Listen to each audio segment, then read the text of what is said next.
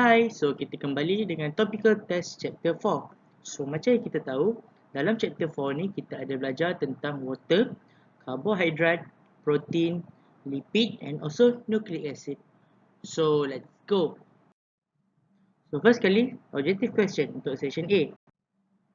So first question, why is water is known as a universal solvent? Kenapa kita cakap air sebagai satu pelarut universal? So, jawapan dia adalah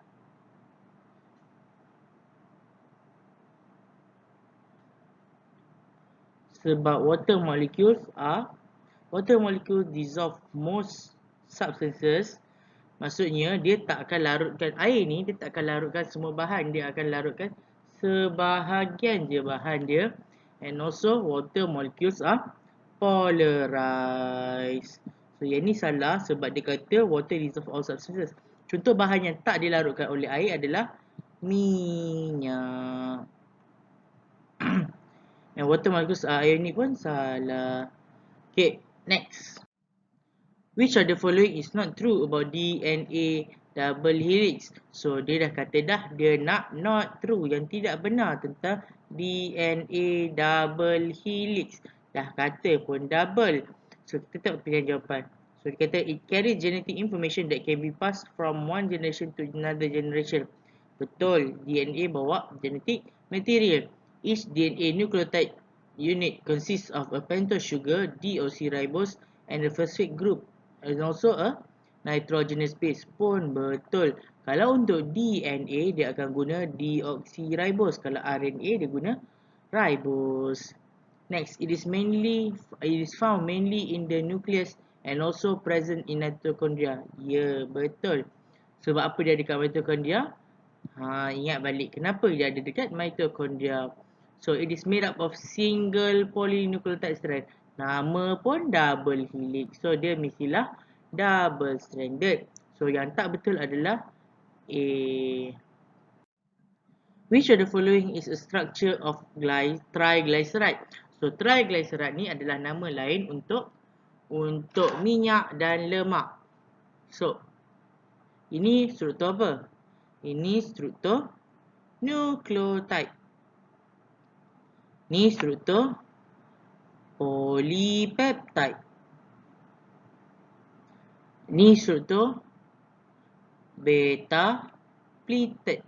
So beta pleated ni adalah salah satu daripada struktur yang ada dalam 4 struktur protein. Kita ada primary, kita ada secondary, kita ada tertiary and quaternary.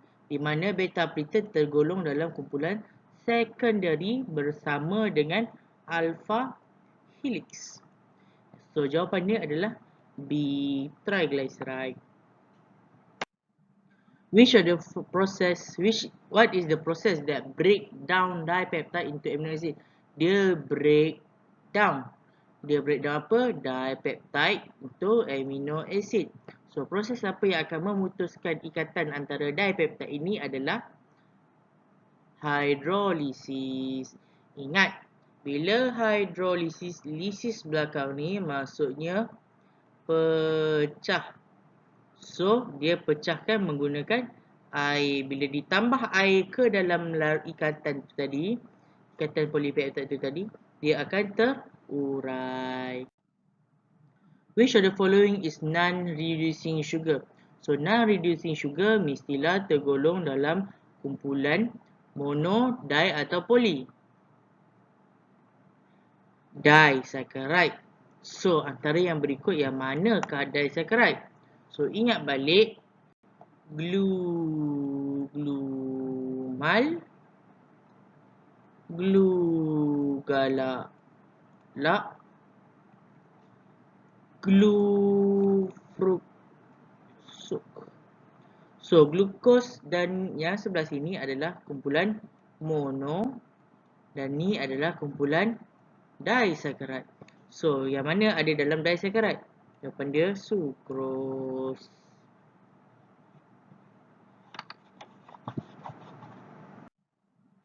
Next, water is a polar molecule. What is the meaning of polar molecule? Apa yang dimaksudkan dengan polar molecule tu? Polar molecule bermaksud it has the molecule with unequal distribution of charges. Kenapa dia unequal? Sebab dekat O dia ada partially negative dan H ada partially positive. Kenapa kita cakap dia unequally divided? Sebab kat sini ada dua positif dan hanya ada satu negatif. Element P cannot be found in carbohydrate. What is element P? Ingat, elemen yang boleh jumpa dekat karbohidrat cuma CHO, carbon, hydrogen and oxygen. So, yang tak ada dalam tu adalah nitrogen. Which of the following combines to form polypeptide? Apakah yang akan bergabung untuk membentuk polypeptide? Jawapan dia adalah amino acid. Amino acid adalah monomer untuk polypeptide. Kalau glukos pula adalah monomer untuk karbohidrat. Glycerol and fatty acid adalah monomer for lipid. And nucleotide is the monomer for nucleic acid. So, which of the following statement is correct about differences between RNA and DNA? Yang manakah betul tentang perbezaan antara DNA dan RNA? Kita tengok.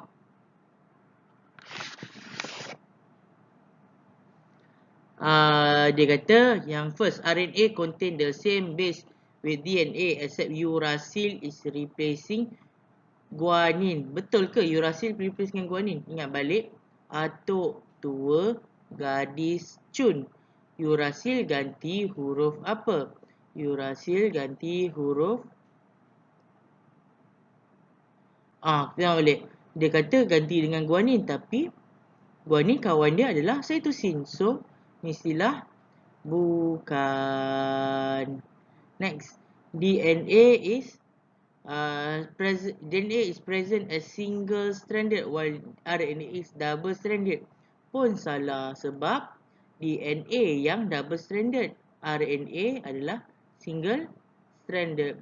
The sugar molecule in RNA is ribose while DNA is deoxyribose. Betul ke salah? Betul. The RNA carries genetic information while DNA is involving in protein synthesis. Terbalik. Protein synthesis melibatkan RNA, manakala genetic information pula dibawa oleh DNA. So, answer kita adalah C. Which of the food contains saturated fat? Antara berikut yang manakah mengandungi lemak tepu? So, ingat bila lemak tepu mesti datang daripada haiwan. Semua lemak tumbuhan adalah lemak tidak tepu. So, yang mana? Confirm lah kau kena oil ni salah. Palm oil ni salah. Antara margarine dengan butter. So, apa beza margarine dengan butter? So, margarine diperbuat daripada lemak tumbuhan. Manakala butter dibuat daripada lemak haiwan. So, jawapan dia adalah A. Sebab itulah kalau korang perasan, margarine ni harga dia akan lebih mahal berbanding butter. Which of the following is the type of carbohydrate present in DNA? The only carbohydrate that present in DNA is the deoxyribose, yang bentuk dia macam ni tu. Double pula. Sekejap. 1, 2, 3, 4, 5. So, dia akan ada nitrogenous base dengan phosphate group. Which of the following is which of the following statement about protein is true? Yang manakah statement tentang protein adalah benar? So, protein are polymer formed from amino acid. Betul, dia terbina daripada amino acid. Enzyme and antibody are example of tertiary structure protein. Pun betul. Yang ni korang kena buat further reading lah. Sebab apa? So, dia tak masukkan dalam korang punya syllabus tentang structure protein ni. Sebenarnya protein ni terbagi pada 4 structure. Primary structure di mana dia consists of long polynucleotide chain. secondary structure, which is dia ada alpha helix dengan beta pleated. Alpha helix dengan beta pleated ni macam kita boleh jumpa contoh macam dekat keratin rambut kita. And then kita ada tertiary structure, yang biasanya tertiary structure nilai paling biasa kita gunakan. Tertiary structure ni dia adalah gabungan antara primary gabungan antara secondary tadi. Gabungan kiranya dekat tertiary ni dia akan gabungkan yang beta pleated dengan alpha helix. Dia akan gabung macam tu. Okay, bila masuk quaternary dah tak nampak dah bentuk beta pleated, dah tak nampak dah bentuk alpha helix. Dia akan jadi bentuk globular. Contohnya macam kita punya hemoglobin. So the long linear chain of amino acid in the protein is called as primary structure. Pun betul, dah cakap dah tadi. Essential amino acid cannot be synthesized by in human. Pun betul. Which of the following is polysaccharide? Oh ya Allah, senangnya. Polysaccharide mestilah kita punya cellulose. Which of the following is the function of lipid? Apakah kegunaan lemak? Lipid digunakan untuk source of stored energy. Dalam bentuk apa? Dalam bentuk tisu adipose. Boleh jumpa kat mana? Jumpa dekat bawah kulit.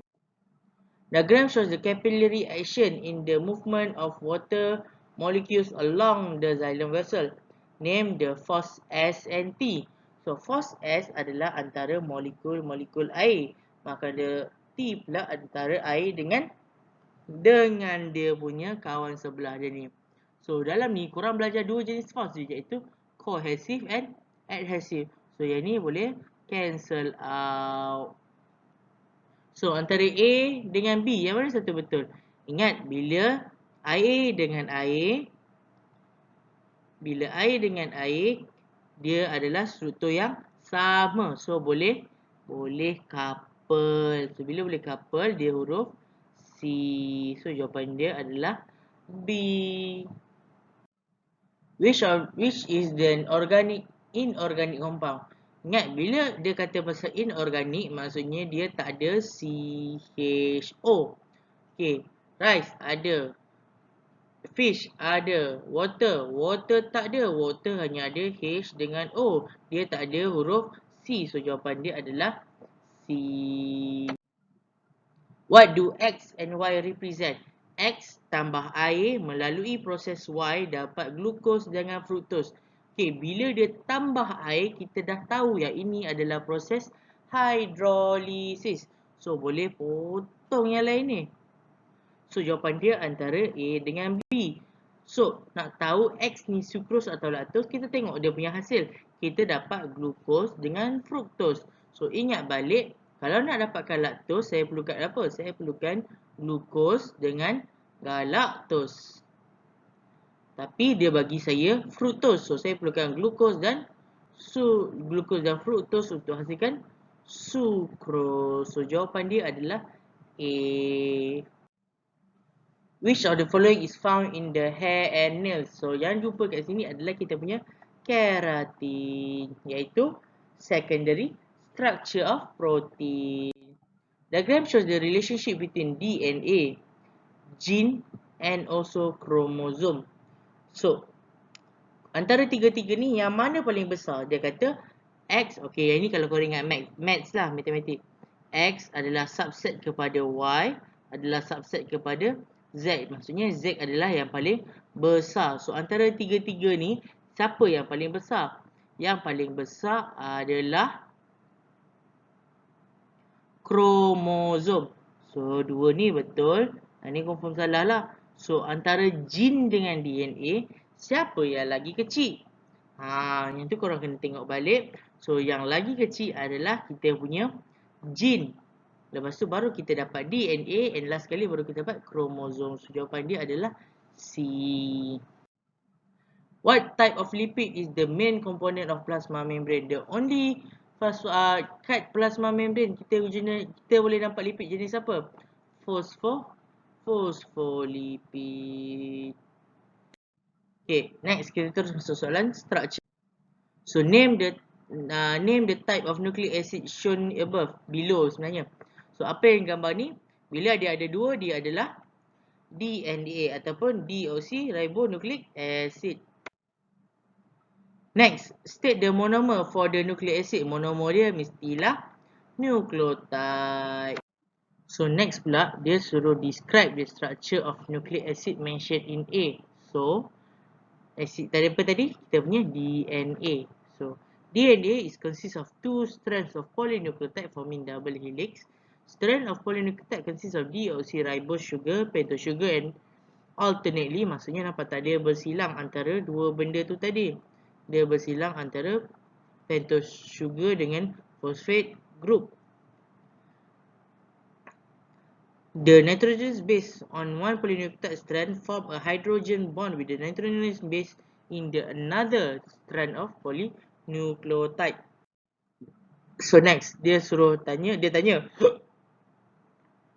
dia kata diagram shows a series of reaction to form structure Q. Name the molecule R and S. So R adalah kita punya amino acid. Sebab apa? Sebab dia single, dia satu je. Bila yang kat S tu pula dia jadi double. So kita panggil dia sebagai dipeptide.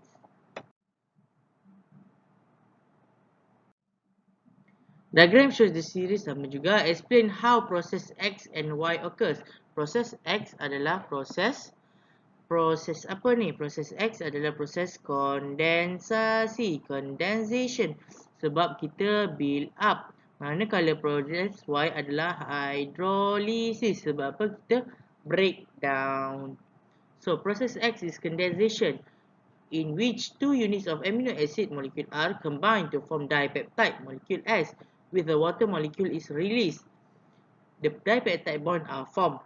So, untuk yang tu pula kita lawan pula dia. So, dengan yang Y pula dia kata Y adalah process of hydrolysis where polypeptide molecule Q is broken down into addition with the addition of water molecules to form dipeptide molecule S.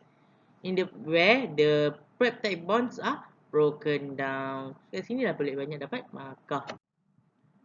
Name molecule L, M and N. Molekul L, M dan N adalah molekul glycerol, triglyceride and also glucose. Macam mana saya tahu dia glucose tadi adalah disebabkan dia membentuk satu kompleks karbohidrat. So dia suruh explain reaction X. Reaction X adalah when one molecule of glycerol L and three fatty acids molecule undergo condensation. Ingat bila kita nak build up, kita buat proses condensation, which with the release of three molecules of water to form one molecule of triglyceride. Kalau korang perasan, sebenarnya dia melekat pada bahagian ekor dia, bukannya bahagian kepala fosfat tu. Name three disaccharide as well as their monomers. Macam yang saya selalu ulang. So, glue-glumal, glue-galak-lak and glue-fructose. Explain the importance of complex carbohydrate to the plasma membrane of the cell. So, kita boleh cerita pasal glycolipid and also glycoprotein. Kenapa kita panggil dia glycolipid? Sebab glucose itu, carbohydrate chain itu melekat kepada lipid, pada phospholipid bilayer. Manakala kalau kita panggil dia glycoprotein pula sebab dia melekat pada protein dekat situ. Build a weak hydrogen bond with the environment water outside of the cell. This help to stabilize the plasma membrane of the cell. Next, kita tengok essay question. So, dia kata explain the importance of water.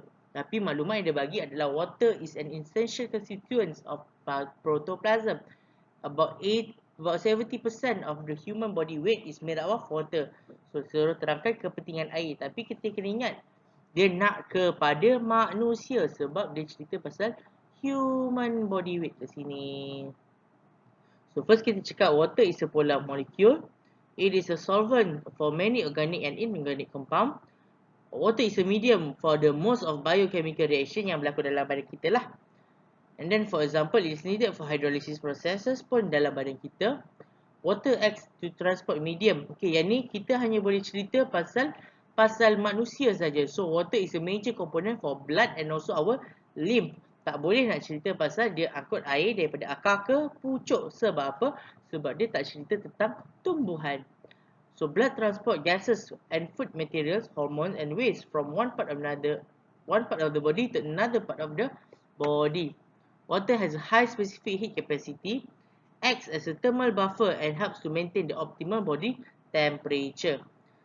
It is a component of lubricant, for example, in mucus and also our digestive juice. So, biasanya dekat rongga-rongga kita ni, biasanya dia akan ada satu rembesan mucus untuk melancarkan proses perjalanan dia.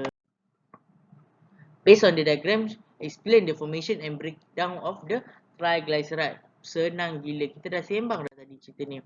So, triglyceride is a form of ester formed from the process of condensation of 1 molecule of glycerol and 3 molecule of fatty acid with the removing of 3 water molecules, and triglyceride are broken down through the process of hydrolysis with the addition of 3 water molecules, forming a 1 molecule of glycerol and also 3 molecules of fatty acid. Next, dia kata types of lipid and explain the function of lipid in the cell. So, type of lipid are fats, waxes, phospholipid and also steroids. So, fungsi dia pula, fats acts as energy storage for animal. Fat also acts as padding to protect the internal organ. Ingat lagi tak, saya pernah cerita dalam video sebelum ni tentang orang yang mati terselamat selepas ditembak sebabkan lemak pada bahagian abdomen dia yang tebal. Also acts as heat insulator. Biasanya orang yang gemuk ni dia boleh survive dekat kawasan yang sejuk. Wax is important component in the cuticle to cover the epidermis and also the component in the sebum secreted by the skin. Cholesterol is important in steroid hormone synthesis. Glycolipid function to ensure the stability of plasma membrane and also helps in the cell identification process. So, glycolipid dan glycoprotein yang berfungsi untuk memperkenalkan diri orang kepada sel-sel lain. Next, discuss the differences between RNA and DNA. So, DNA nucleotide is deoxyribose, while RNA is ribose. DNA is a long polynucleotide chain, and RNA is a short polynucleotide chain. DNA has double nucleotide chain, while RNA has single polynucleotide chain. DNA has thymine, adenine, guanine, and cytosine as their nitrogenous base, while RNA has uracil, adenine, guanine and cytosine. Di mana thymine digantikan dengan uracil. DNA is found in the nucleus mostly, and RNA is found in the cytoplasm and also in the nucleus. DNA function is to keep the genetic information in the nucleus, while RNA is used in the process of protein synthesis. There are only one type of DNA, while there are 3 types of RNA, namely messenger RNA, mRNA, tRNA, transfer RNA, and also rRNA, ribosomal RNA. So, dengan itu tamatlah kita punya topical test untuk chapter 4. So, untuk next video, saya akan buat video untuk chapter 5 pula. Kalau boleh, saya cuba compresskan dia dalam satu video saja. Kalau tak boleh, kita akan buat 2 video lah. Since chapter 5 ni, saya boleh consider simple je sebenarnya. Cuma kita kena lebih banyak kefahaman dan lebih alert dengan topik yang kita belajar. So, sampai sini saja pertemuan kita. Kita jumpa lagi untuk next video. Assalamualaikum. Bye. Terima kasih.